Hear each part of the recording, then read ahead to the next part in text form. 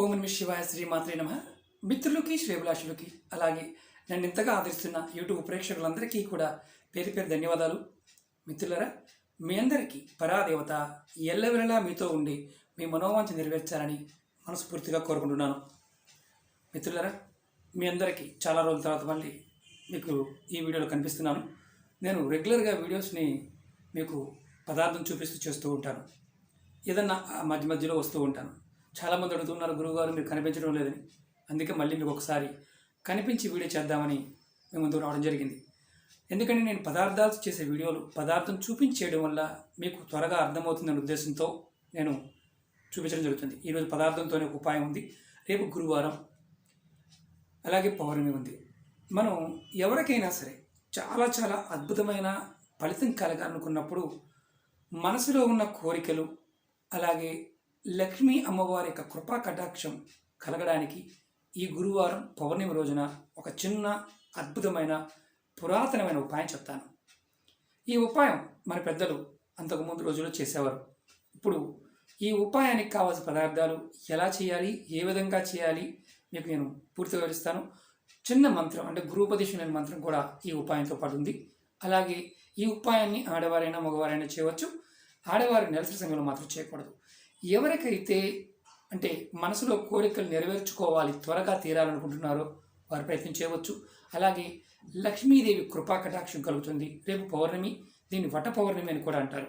అంటే నేనుండే ప్రదేశంలో మామూలుగా మహారాష్ట్రలో మర్రి చెట్టుకి పొద్దున్నే ఉదయాన్నే స్త్రీలు పూజ చేస్తారు, బంధనం చేస్తారు. భర్త ఆయుష్ బాగుండాలని కోరుకుంటూ ఈ ఉపాయం చేస్తారు వట పౌర్ణమి రోజున. మనం మామూలుగా కూడా ఇది గురువారం సాయంత్రం ఈ ఉపాయం చేయాలి. అంటే సాయంత్రం 6 దగ్గర నుంచి 9 గంటల మధ్య ప్రాంతంలో మనం ఈ ఉపాయం చేయాలి. ఈ ఉపాయానికి కావాల్సిన పదార్థాలు ఎలా చేయాలి చెప్తాను. అలాగే మీకు ఈ వీడియో నచ్చినట్లయితే లైక్ చేయండి, ఛానల్ని సబ్స్క్రైబ్ చేసుకోండి, పక్కనే ఉన్న గంట సింబల్ని యాక్టివేట్ చేసుకోండి, 10 మంది మిత్రులకి షేర్ చేయండి. చాలామంది మిత్రులు అడుగుతూ ఉన్నారు, గురువుగారు మాకు రకరకాల సమస్యలు ఉన్నాయి, అది చెప్పండి ఇది చెప్పండి అడుగుతున్నారు. మీరు నా వీడియోస్లోకి వెళ్ళండి లేదా ప్లేలిస్ట్లోకి వెళ్ళండి. మీరు ఆచరించగలిగేదాన్ని ఆ పదార్థము సమయము మీకు వీలైనప్పుడు మాత్రం ప్రయత్నించండి. అంటే మనకు కొన్ని అనుమానాలు ఉంటాయి. ఏంటంటే ఆ గురువుగారు మాకు అది దొరకలేదు, ఇంకో దాంతో చేయవచ్చా? బాగా గుర్తుంచుకోండి, ప్రయోగానికి చెప్పిన పదార్థము చెప్పిన విధానాన్ని పూర్తిగా మీరు అర్థం చేసుకునే ప్రయత్నించండి. అర్థం చేసుకోకపోతే మాత్రం ప్రయత్నం చేయవద్దు. ఈ ఉపాయానికి కావాల్సిన పదార్థాలు చెప్తాను. మీకు రాగి గ్లాస్ కానీ లోటా కానీ తీసుకోండి. నీళ్లు కావాలి, అలాగే పంచదార కావాలి, మీకు చూపిస్తాను. పంచదార, అలాగే అక్షింతలు,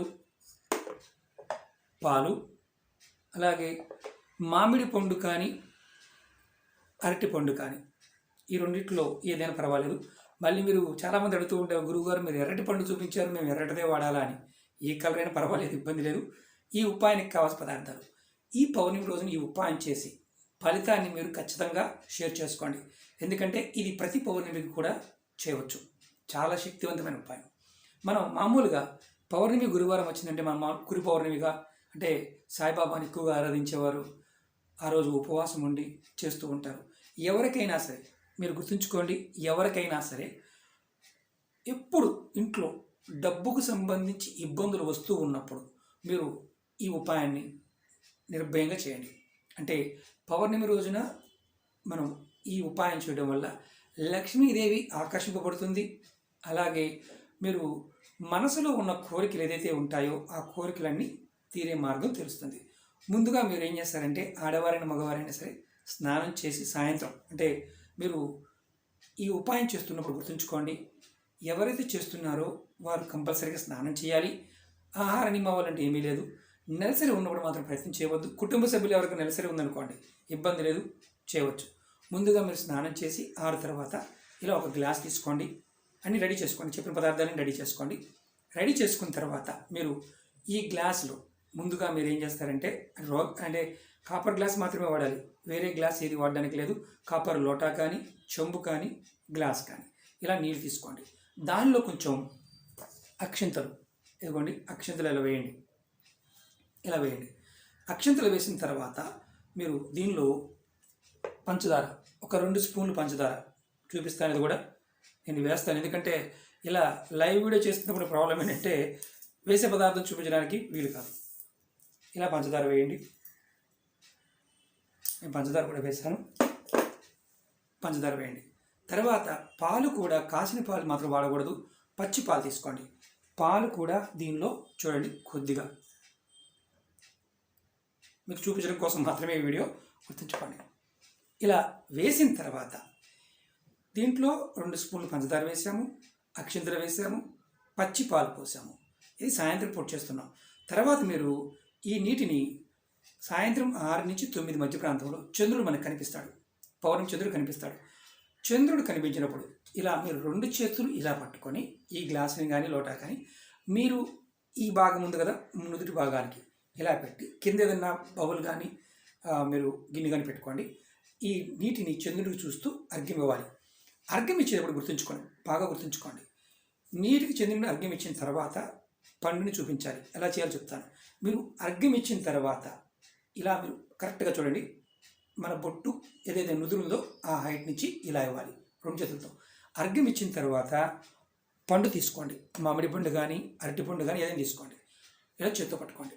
పట్టుకొని మంత్రం, చిన్న మంత్రం, మీకు గృహోపదేశం అవసరం లేదు. ఈ మంత్రాన్ని నేను మీకు వీడియో డిస్క్రిప్షన్లో కూడా పెడతాను. 2 మంత్రాలు ఉన్నాయి. ఈ 2 మంత్రాలని మీరు 7 సార్లు అనుకోవాలి. ఇలా పట్టుకోండి. చంద్రుడి వైపు చూడండి. చంద్రుడి వైపు చూస్తూ ఈ మంత్రాన్ని మీరు అనుకోండి. ఓం సోం సోమాయ నమః, ఓం సోం సోమాయ నమః అనుకోండి. తర్వాత ఈ మంత్రాన్ని 7 సార్లు అనుకోవాలి.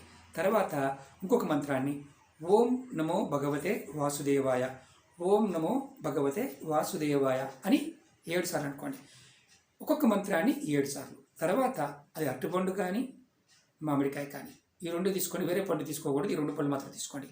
తర్వాత మీరు ఏం చేస్తారంటే ఈ పండుని మీరు ఈ నీటిని ఏదైతే అర్ఘ్యం ఇచ్చాం కదా, ఈ నీటి కింద మనం ఒక బౌల్లో కానీ ఇదేంటి పట్టుకున్నాం, వాటిని ఏదైనా చెట్టు మొదల్లో పోసేయండి.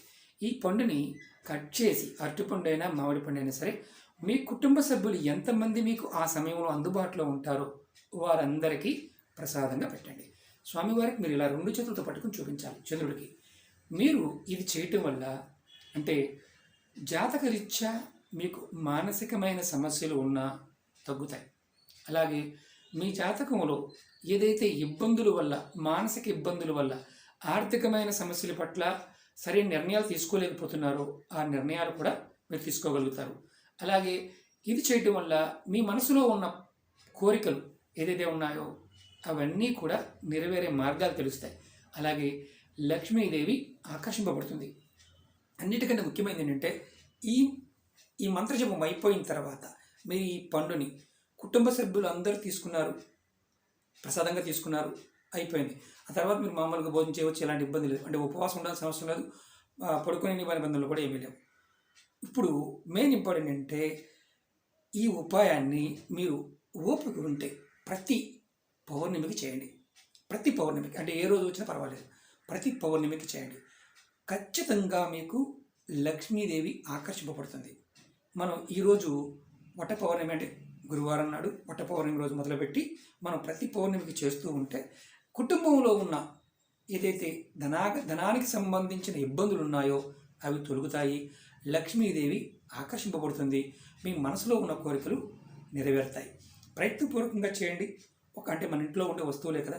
ఇది పురాతనమైన తంత్రం. చాలామంది అంటూ ఉంటారు, గురువుగారు తేలికైన ఉపాయాలు కొంచెం మాకు అంత తేలిగ్గా చెప్పేస్తారు కదండి. మన పెద్దలు చాలా తేలిగ్గానే చెప్పారు.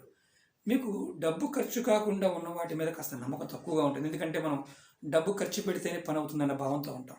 కాబట్టి ప్రయత్నపూర్వకంగా ఈ ఉపాయం చేసి చూడండి, ఖచ్చితంగా ఫలితం ఉంటుంది. అలాగే మీకు ఈ వీడియో నచ్చినట్లయితే లైక్ చేయండి, ఛానల్ని సబ్స్క్రైబ్ చేసుకోండి, పక్కనే ఉన్న గంట సింబల్ని యాక్టివేట్ చేసుకోండి, 10 మంది మిత్రులకి షేర్ చేయండి. ఓం నమః శివాయ, శ్రీమాత్రే నమః.